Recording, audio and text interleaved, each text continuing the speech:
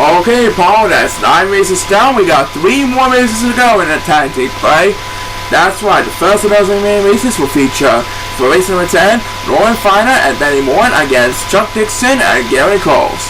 Which one of these will walk away with a win to close out this season this year? We're about to find out right now. Best of luck to those 2 teams, and please start the race! Okay, so the next 2 teams are off and running, trying to end the 2017 season with a victory in the columns this year. And right now the 3 teams are going to make their way towards the par trees.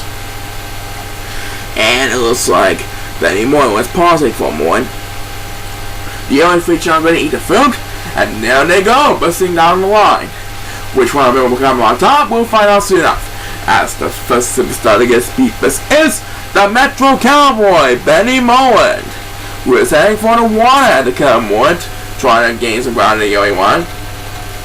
And one of the silver joggers, and it looks like numbers 1, 2, and 8 are all heading for the water. They're going to join the Metro Cowboy Benny Moore swimming in the water at the Cowboy. There they are.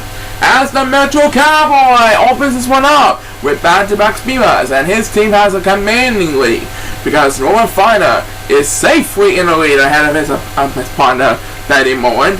And who will get the next command speeders? It is number 7. He can forget about going to rest. He is trying to reach number 1 in dust. Right now it is Chuck Dixon and number 8 who are battling for dear life all the way in the back of the pack. We passed the 1 minute mark of this exciting race, and these 2 Chao are getting left behind in the competition as we head back into number 7. That makes 2 in a row, by 2 in a row for the Metro Cowboy Benny Moore and number 7. All speed runners are consecutive so far, as Norman Finer continues to dominate over his partner Benny Moore. I do believe Norman Finer and Benny Moore are going to celebrate an easy victory. Norman Finer's going to head to the wall, and no one's going to catch up to him in a hurry.